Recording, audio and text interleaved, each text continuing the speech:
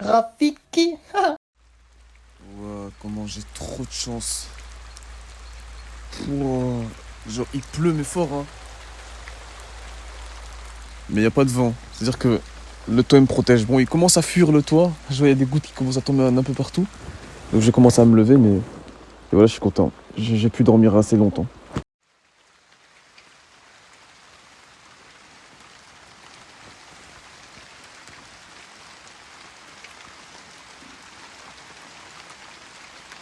Ah, c'est parti.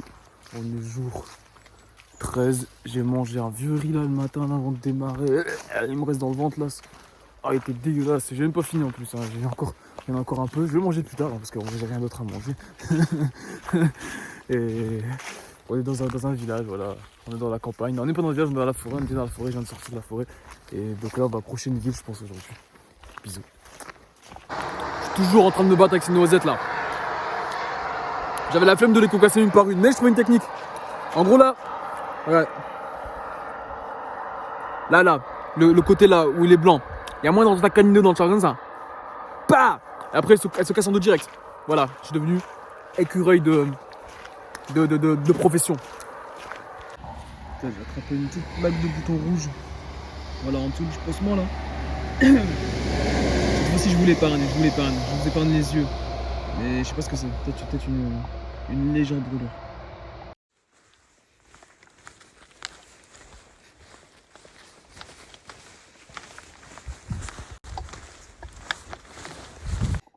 Et il y a des sangliers dans cette forêt.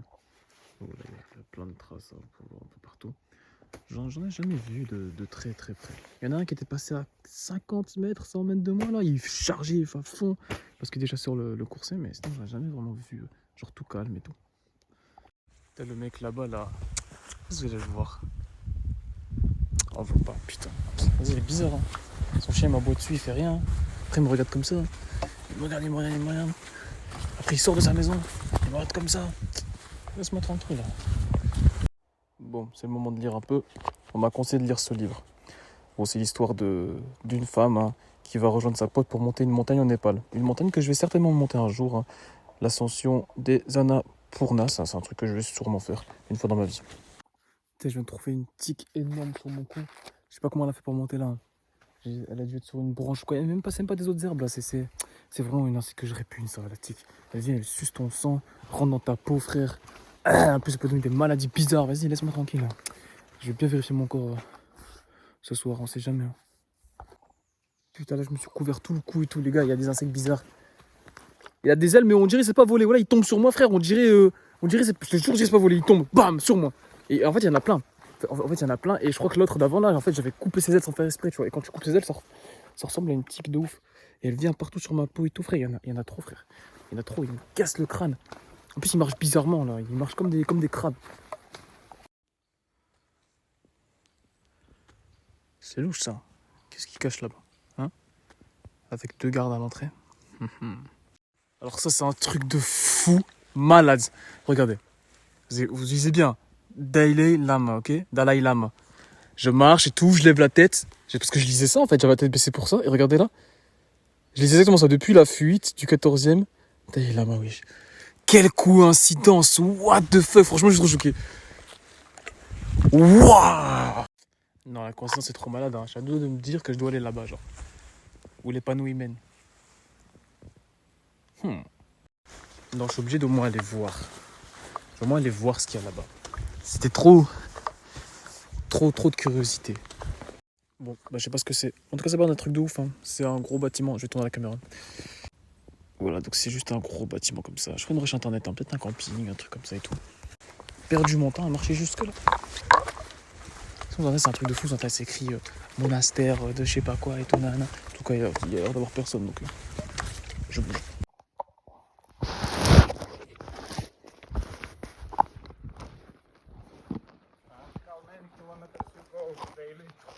Can you repeat? Can you repeat? How many kilometers you go daily? It's 2000 No, but per day. per day. 20. 20. Yes. Okay. 20. And well, it's a very long travel. Okay. But it's not, how to say, Pellegrinian. Non, non, non, it's for me, personal Okay, trip. okay, Yes. good. Good luck. Okay. Ciao.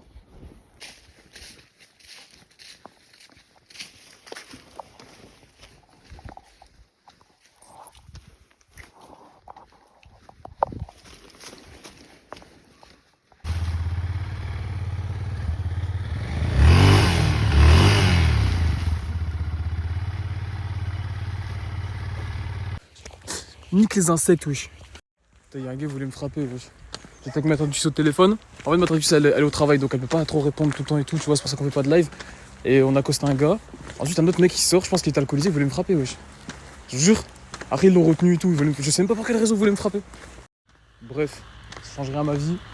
Je trouve un endroit où dormir ce soir. Voilà, c'est dur. Les gens me recalent sans même me dire un mot. Ils me font dans la tête, ils font ça. Et attends, y a un gars, il a fait ça, genre pars. Waouh, c'est un truc de fou. C'est dur aujourd'hui. On a accosté 1, 2, 3, 4, 5 personnes. Mais bon, là, on a une piste. Donc voilà, la piste, c'est quoi? C'est que en gros, il y a une église là-bas. Et apparemment, donc, il y aurait le prêtre qui habiterait au presbytère, en fait, à l'église. Voilà, là, ça me remet un peu en Italie. En Italie, je dormais beaucoup dans les églises, hein, chez les prêtres et tout, etc. Et donc là, maintenant, on va aller là-bas, on va tenter là-bas. Et là, je répondais à une question touchant un peu au racisme. J'ai parlé à des personnes avant, quand je marchais et tout, qui étaient blanches. Et je leur disais, est-ce qu'un jour de votre vie, vous avez déjà recalé en faisant ça, comme ça? Ils m'ont dit jamais. Ils m'ont dit toutes les informations que je peux prendre n'importe où. Par exemple, s'ils vont chez quelqu'un, s'ils vont dans un jardin qui parle avec eux, ils se font jamais recaler de cette manière-là. Donc, il est vrai que la question du racisme est à poser. Voilà, j'évite toujours les sujets un petit peu racisme et tout, etc. Mais ça fait partie de mon voyage en tant que personne noire et tout, etc. J'évite toujours parce que j'ai quand même beaucoup souffert du racisme. Voilà, quand j'étais petit, puis même en fait maintenant, hein, quand je voyage et tout, etc. J'en parle peu. Ça reste un sujet un peu personnel, un peu tabou pour moi. Mais bon voilà, la question est dite, c'est la prise d'information en tant que personne noire envers les personnes blanches est plus difficile que ce que j'entends parmi les autres marcheurs. Ils disent ah putain mais non, mais nous jamais on se fait recaler de cette manière-là.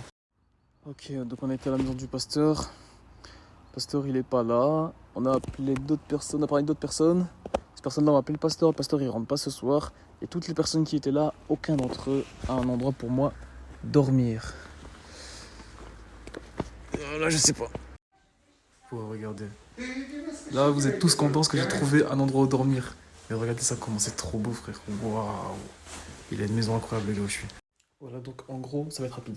Je dors chez un mec qui a quand même beaucoup d'argent. C'est un businessman, voilà, vous pouvez voir un peu la salle de bain et tout. Ils ont plusieurs salles de bain. Et donc il avait peur que je le vole. C'est pour ça qu'il était peut-être un peu bizarre et tout. Il voulait prendre plus de renseignements pour pouvoir savoir si c'était ok pour me faire dormir chez lui ou pas. En passant, c'est un mec super cultivé. Il a lu la Bible, il a lu le Coran, il a lu l'hindouisme. Il s'intéresse à beaucoup de choses, super cultivé. Il s'intéresse à l'art aussi. Il y a beaucoup de tableaux chez lui. Enfin, un gars super. Et il y a sa femme aussi qui est là. Et ils sont vraiment cool avec moi maintenant. Enfin, qu'ils ont pris les renseignements. Et donc voilà, ce soir c'est où je dors.